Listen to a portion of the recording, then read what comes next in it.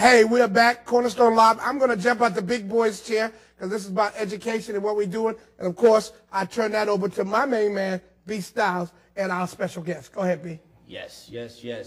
Man, B. Styles back in the building. Okay, I have a very special guest with us today. He's from the Coalition of Schools Educating Boys of Color, COSBOC for short, and that's Brother Ron Walker. Brother Ron Walker, welcome to the Cornerstone Live. Welcome to the living room. Glad to be here. You know. Glad to be in the living room. Oh, yeah, we pulled out all the stops for you. Got the flash screens and all that. See it. I'm enjoying it. It looks good. Couch is comfortable. Yes, sir. Okay, so the Coalition of Schools Educating Boys of Color. When did the organization start, and what's the mission? The organization started in 2007. Our mission is to save as many black and brown boys as we can, primarily going through working in the schools. I've been a former principal for 40 years. I've been in education, and everything I learned, other than my family, my parents, came from school. So we want to try to ensure the same positive outcomes for as many black and brown boys as we can. Okay. Now, the coalition is comprised of public schools, but most of them are charter schools, right? Not necessarily. Okay. Some of our anchor schools are charter schools. Some of the schools that are getting the national attention, for example, the school in Chicago, Urban Prep. Second year in a row, 100% of the young men in the senior class going to college.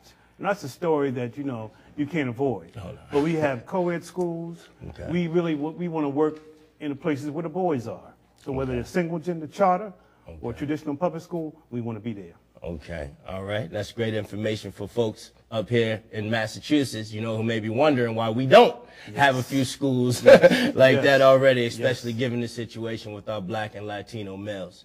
Okay. Also, there's going to be a gathering coming up soon. A gathering. You want to tell the people a little bit about the gathering and what the purpose of the gathering is? Absolutely. The gathering is to bring together as many educators, community activists, people who care about education, but especially people who care about the education of black and Latino boys, together under one roof. We're going to be in Philadelphia, April 28th to 30th, on the campus of Temple University, and we're going to have plenty of workshops, plenty of opportunity to learn how to educate our young men, how to support them in their growth. The name of the theme of the conference is Boy, Don't Turn Back, the Power of Resilience. Okay. You want to explain to the people a little bit what's behind that too? I'd love to do it. Love to do it. I happen to have a mother who used to nightly recite a poem by Langston Hughes to me. It's called Mother to Son. And when you read the poem talks about the challenges that's going to face that young man in life. And the mothers kept saying, don't turn back. Regardless of what the obstacles might be, don't turn back. So we decided to extract that line and make it the centerpiece of our conference.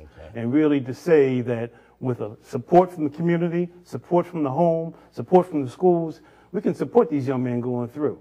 Our mission is to make sure that as many boys and young men see success. Okay. I had an opportunity to actually attend last year's gathering down at Howard. And it was really a phenomenal event. So if you are in the Philadelphia area, April 28th through the 30th, you know, do stop by and take in some of the workshops and some of the speeches. Actually got some phenomenal people coming through this year too, to actually give keynote addresses and things like that.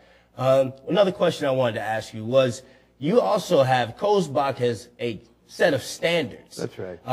For working with young men of color. That's right. So even if you don't work in a single-gendered school or don't have the opportunity to have single-gendered classrooms, there's still an opportunity if you use the COSBOC standards to work with young men of color. Can you tell us a little bit about that?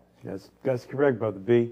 If you go to our website, www.cosboc.org, you can download a free copy of the standards. And basically what the standards are saying, that in addition to what all of our students in Massachusetts need to know and be able to do, oftentimes our teachers and our principals don't really talk about cultural identity, don't really talk about rites of passage, don't really talk about the things that are really important to understanding who that student is. So these standards are kind of guides. It kind of shows how an educator can really begin to blend in what they have to know with also who they are as students and as people. Okay. And this year, it's the first time that this is happening. There's a community service project that's going on. So if you want to tell the people a little bit about the community service project. I'm very happy to talk about that. This is the first time we're doing it. I have to say that one of the reasons why I started this organization was because a former student of mine who has been incarcerated now for 25 years, and we've been writing each other for 25 years, invited me through his prison principal to come and talk to a group of young men. And that sort of motivated me to start the organization. So we're going to Philadelphia, and we're going to be talking to 50 young men who are in a secured facility, i.e. a prison school. And we're going to be taking 20 men to meet with these 50 brothers and to really kind of give them inspiration, motivation, talk about having hope in a hard place. Okay, okay. And how did the Community Service Project come about? It came about through our connections with the public school system in Philadelphia. There was a brother who works in this facility, who happens to be a former principal of this facility, saying that, you know, these brothers need to be reclaimed. Okay. So part of our mission is to reclaim as many brothers as we can. That's phenomenal and exciting work. You know, I have a lot of respect for you myself. You know, I tell you that often. Yes, sir. Thank you, brother. You know, because I believe in, you know, recognizing and acknowledging the brothers that are before me, that are still have their ear and their feet to the street, and taking care of our young people. So if you just real quickly in the time that we have left, just give your email address, phone number, website, all of that stuff like that. Yes. I can be reached at rwalker@coseboc.org, COSEBOC. Our website again is www.coseboc.org. And I would encourage as many people, if you can't come to Philadelphia, go to the website and support us. We're going to be doing a statewide launch in June, so we want to have more people across the state understand who we are, what we do. Okay, and I know, you know, you're going to be going back home. You know, you're from Philly. I'm from Philly. So Philly. This is really big for you. You know, part of the thing in Philly, I had to go to the barbershop every week, okay, with my rite of passage. So, you know, I appreciate barbershops because you learn a lot, and a lot of young men, you know, I know are picking up information. We just hope that they pick up the right information. Oh, yeah. You know, as we talked about briefly before, you know, the culture in the barbershop has changed a little bit, but I think that there's still opportunities there for that old school barbershop type mentoring that used to take place. You know, we can talk about that other stuff when the little kids leave. That's right. You know, but I would like to thank you for your time. My pleasure. And I would definitely see you in Philly. If nobody nobody else will, you'll see be me. There. All right? Okay. Thanks a lot. Thank you much. Really appreciate it. Yes, sir.